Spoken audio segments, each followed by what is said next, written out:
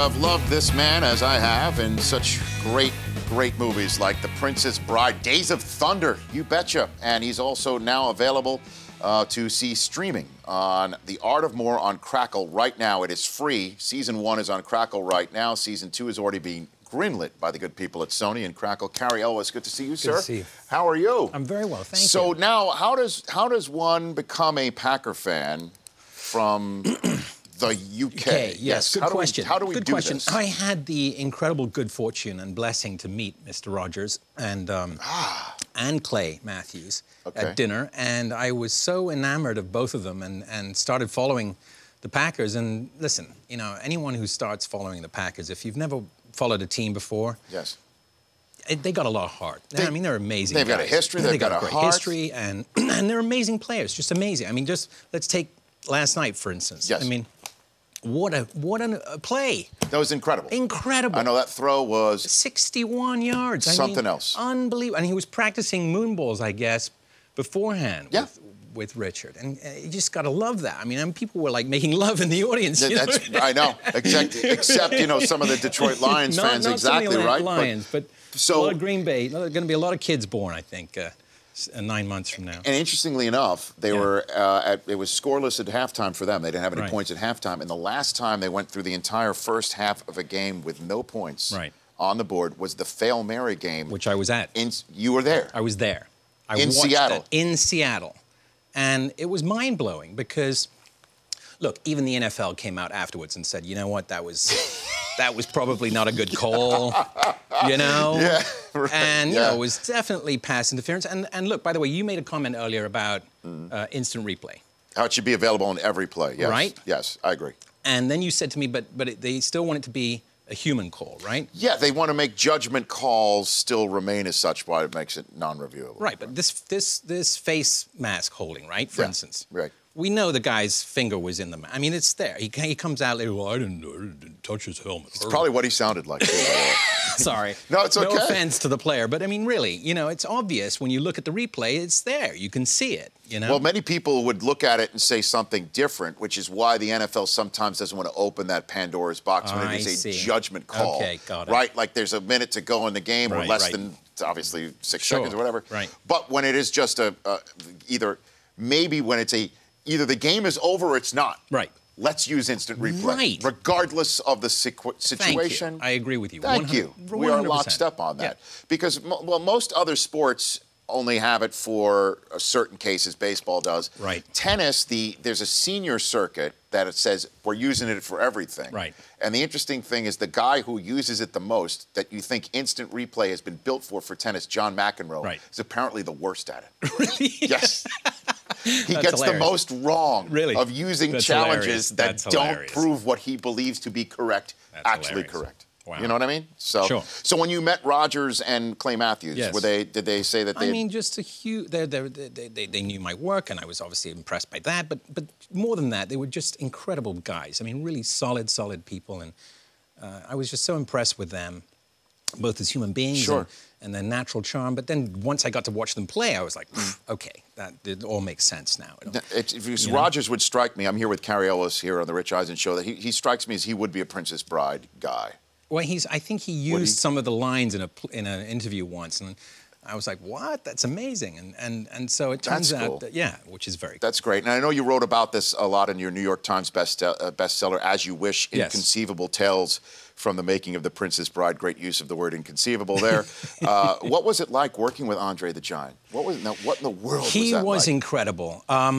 Oh, you'll like this. This is kind of a sports-related story to him. He, Billy Crystal asked him one time during the shoot, he goes, did you ever play any sports? Because I figured, you know, you'd be pretty good, you know?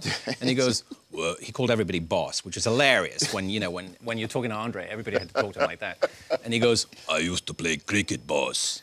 And cricket, I don't know if you guys have ever followed cricket, it's probably one of the most boring sports ever invented. It lasts for days, right? Days. You've got British people going, it looks like it's going to be another day of cricket for the same team for another week or so. It's like just crazy, boring stuff, unbelievably boring. And we asked Andre, he says, so what was it like hitting the ball? He goes, you know, when I hit the ball, it went very far, boss. And so Billy said, my God, can you imagine what he would have been like playing baseball? He would have been incredible.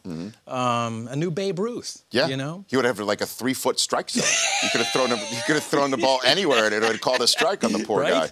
Incredible. That's or awesome. Football, he would have been pretty good, like the fridge. Yeah. He would have been pretty amazing. Yeah, keep him out of the end zone. You're right. But that did you know at the time when you were shooting this movie with Rob Reiner that this was going to become we hoped special? it would be successful, Rich, like you do with any project, but we were just blown away by how it was received. And it wasn't received that well when it opened, ironically. It was almost 10 years later when the VHS came out.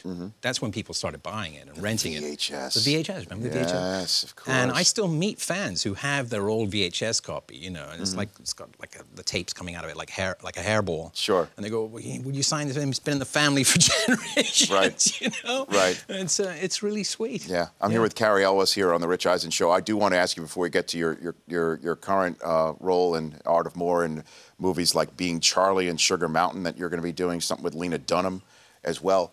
The Seinfeld episode that you were in. Okay. That's a great one where you and Deborah Messing are a family that a couple that gets broken up. Yeah. Thanks to George. Because George says you could do a lot better than that guy. Right. Right. So much fun. What was that like when you were on the God. set for that one, Cary? Well, it's funny you mention it because that same week, I think Rolling Stone came out with a photograph of the cast, and they were all dressed as the characters from The Wizard of Oz. And it was perfect because you realize they were that. George was the Cowardly Lion, Cosmo was the Scarecrow, Elaine's totally lost, and Jerry's got no heart. He's the Tin. I mean, it was absolutely perfect. And to watch them at work, to see them interact with each other and be so comfortable in their characters and in their roles was just amazing to see. It was just, and Larry David, of course, who sat there, by the way. He would read the trades during rehearsal, and then occasionally he'd hear a joke go, huh. That was it. He would just barely laugh and then turn the page. Fantastic. Hilarious. Cary Elwes here on The Rich Eisen Show. Let's take a quick 60-second break. We'll come back. We'll talk a little bit more about what you're up to with The Art of More, which is a fun watch. Everybody out there, it's for free on Crackle. Season 1 is available for you to binge on right now. Cary Elwes back in 60 Ticks the Clock, and then our draft ops. We'll talk some fantasy football as well after Cary. That's still to come here on The Rich Eisen Show. So we spent the 60-second break with Cary Elwes here talking about the drinking acumen of Andre the Giant. Yes, it was phenomenal. The man could just pick it up, put it down. Unbelievable. He would drink this drink called the American, and it was a beer pitcher, and he would literally fill it with every liquor you can think of, from brandy to cognac to wine. And one day he said, "You want to try it, boss?" to me, and I went, well, I don't know. He goes, "Come on, come on." You don't say no to 7'4" guy often, but I went, "Okay, sure." And, Rich, I'd never tasted airplane fuel, but that's about as close to airplane fuel I think I've ever taken. I coughed it out. He thought that was very funny. He laughed like Lurch. He went,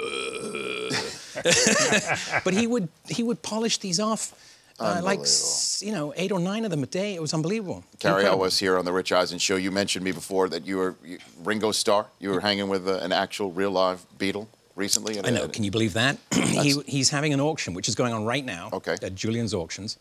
And he's selling all his memorabilia, which is amazing. Everything? Pretty much. If you want a bauble or two from Ringo, go on to Julian's Auctions and you can get a blue meanie. I actually have one of those in my bag. I noticed it. Did you see my blue meanie? I saw your blue meanie. That's. I know, how great is that? Look, there you are with Ringo Starr. With Ringo. Actual, real, live Beatle. Selling his rings, everything. He's not hurting, is he? No. Or he just wants to... I think he just wants to get rid of some storage units. Some people just want to get rid of their old DVDs and put it in like a plastic bin behind their workspace like Chris Law over there. And other people just want to, hey, I've got this old White album that, the first ever White album. First ever. It's up to, I think, $100,000 right now. Unbelievable. Amazing. So let's talk about The Art of More, where you play Arthur Davenport, a shrewd and eccentric world-class collector of art, and we already know that Dennis Quaid is trying to use his art acumen and collection for potentially become like a Donald Trumpian type character. Right. So The Art of More, what would you say is this all about? Well, it's all about we pull back the curtain on the double dealings and the kind of stuff that goes on behind the scenes of auction houses, which a lot of it is, believe it or not, there's some forgery, there's some stolen art going on around the world, no question about it. And we kind of explore that. We explore, the character I play is a guy who deals in stolen antiquities. And so he's kind of a nefarious character, but it's great fun to play. Yeah, and it's fun. It is fun to play somebody that's fun. Yeah, it's got some issues in his tissues. Issues in his. I like that. Yeah, very good. And so you shot a pilot for Lena Dunham. New HBO. She's amazing, amazing woman, incredibly talented, and she directed. She's not in it. Okay. It's about the second wave feminist movement in the United States, and I play a completely misogynistic magazine editor called Ken Reese, and it's always so much fun to do. And so working with Lena Dunham on an HBO. Amazing. Amazing. That's fantastic. And what other upcoming films you got? Being Charlie, Sugar Mountain? I worked with Rob Reiner for the first time in 29 years. Since Princess Bride. Since Princess Bride, first time we've worked together. And he called me, and it's a beautiful film. I'm very proud of it. It's a very personal film. It's called Being Charlie, and his son wrote it, one of his boys, and it's about his trials with drug addiction. And I play a character loose. Now, it's not really Rob. It's actually someone running for office, but it's sort of loosely based on Rob and his experience with his son. And it's a beautiful story about a family dealing with a child who's an addict and how that affects everybody. And it's very beautiful. It's a beautiful well, film. look, I've really enjoyed having you on the show. Thank you, Please do Rich. come back. And You're very sweet. I just can't guarantee the next time you come on, it'll be the day after your favorite team wins on a 61-yard Hail Mary in a nationally televised football game. But that's better than not, correct? Better than not, sir. But it's good to see you. Good to see you, too. Thank you. That's Cary Elwes. Crackle. It's free. It's streaming. It's bingeable. The Rich Eisen Show. Weekdays at noon Eastern. On Audience.